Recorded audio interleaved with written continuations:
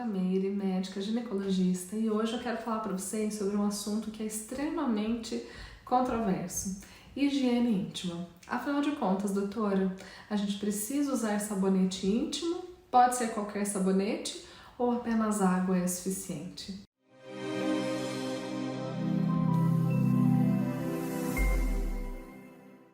Para entender melhor, primeiro a gente precisa saber exatamente sobre a nossa anatomia feminina, porque nós temos órgãos íntimos externos e internos, e a higiene ela deve ser feita apenas na área externa, tudo que compõe a nossa vulva. Então eu vou mostrar para vocês um modelo anatômico para ficar um pouco mais didático, tá?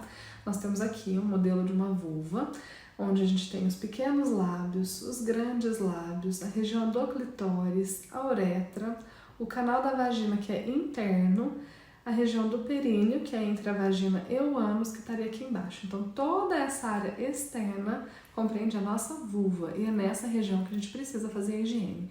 E apenas água não é suficiente. E eu vou explicar o porquê. Essa região, além de ter contato diretamente com urina, com fezes, a gente também descama células, tem a questão do suor, do calor, então apenas água não vai conseguir fazer a limpeza adequada. A gente precisa sim de um sabonete, que pode ser um íntimo, que tem o diferencial de ter um pH um pouco mais ácido, mais parecido com a nossa região íntima, ou um sabonete que você já está habituado a usar, mas não te causa alergia, pode sim ser utilizado. Ou uma opção interessante seriam os sabonetes infantis de neném, os sabonetes neutros. Os líquidos são melhores do que os em barra, porque além de não estar ali exposto no ambiente, apenas você vai utilizá-lo. Mesmo que você compartilhe com outras pessoas da sua casa, né, às vezes tem um box compartilhado, você vai apertar e vai sair só a porçãozinha que você vai utilizar, sem ter contaminação externa. Por isso, os líquidos são melhores que os em barra. Outra coisa, excesso nunca é bem-vindo, tá, gente? Tanto para menos quanto para mais. Então, lavar várias vezes ao dia, como o nosso país é um país quente, pacientes às vezes suam muito, praticam esporte, tomam mais de um banho por dia. Então, você pode sim tomar mais de um banho por dia sem nenhum problema, mas evite usar sabonete em quantidades grandes e todas as vezes, tá? Pelo menos uma ou duas vezes ao dia use sabonete, e as outras vezes poderia ser apenas com água. Mas somente água em todos os banhos realmente não vai ser suficiente para fazer a higiene adequada. Íntimo e interno são coisas diferentes, tá, gente? Às vezes a confusão é justamente essa. Quando se fala em sabonete íntimo, algumas pessoas interpretam que é para lavar internamente dentro do canal. Isso nunca, tá? É apenas intimamente, que é aqui na região externa da vulva.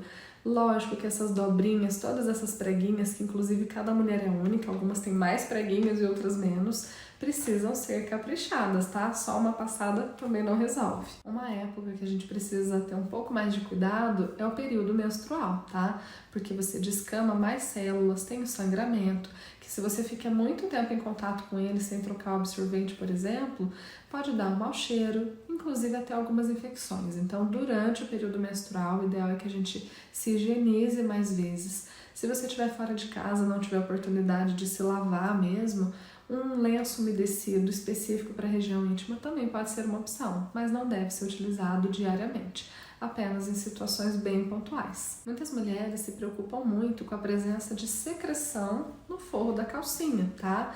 Quase todas imaginam que a calcinha tem que sair assim, limpinha, como se a gente tivesse acabado de colocar. E isso não existe. Nós, mulheres, temos o canal vaginal, que é naturalmente úmido, que tem ali algumas bactérias que fazem parte da nossa flora, do nosso sistema de defesa, inclusive, e descamação celular, mesmo que a gente não tenha atividade sexual, tá? Isso é normal. Igual a nossa pele descama, né? Todo o nosso corpo tem essa renovação celular e isso produz ainda mais quantidade. Tem determinados períodos do ciclo menstrual em que a gente se sente ainda mais úmida, que pode mudar um pouco a característica da secreção. A gente chama popularmente tudo de corrimento, mas na verdade corrimento é aquilo que é patológico, que é uma doença, que indica a presença de repente de uma infecção ou algum problema que exija tratamento. É claro que existem coisas que incomodam, mas são normais, e tem coisas que são anormais e não incomodam. São coisas diferentes, é um pouco confuso às vezes até para explicar. Mas se algo está te incomodando, exige que você procure uma ajuda, tá? Ponto.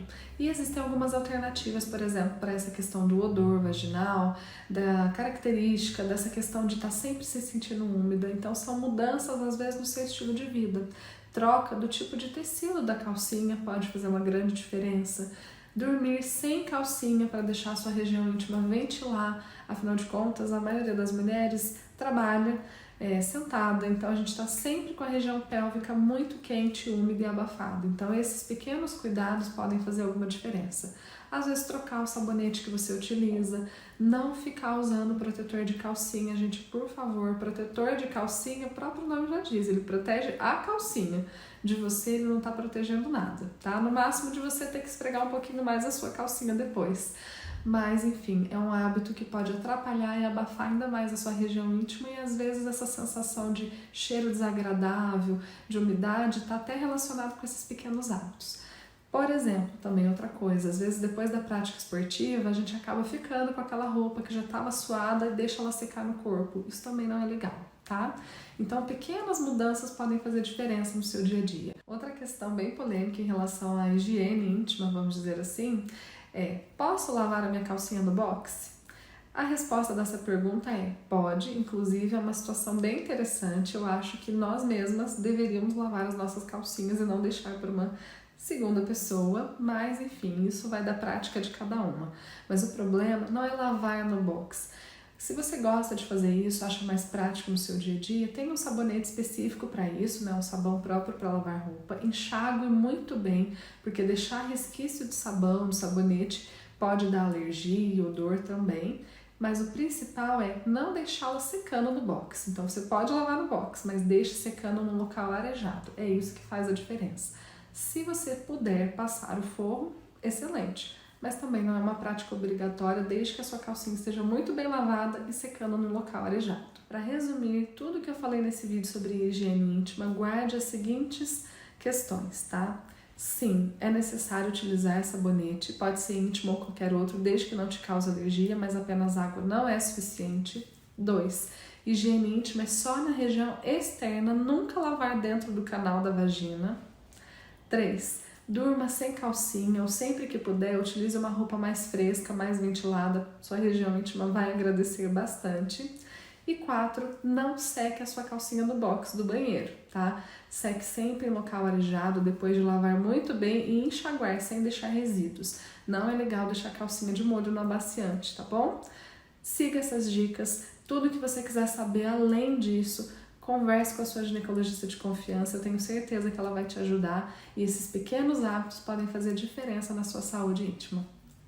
Beijo para vocês e encaminhe esse vídeo para aquela amiga que você acha que pode se beneficiar.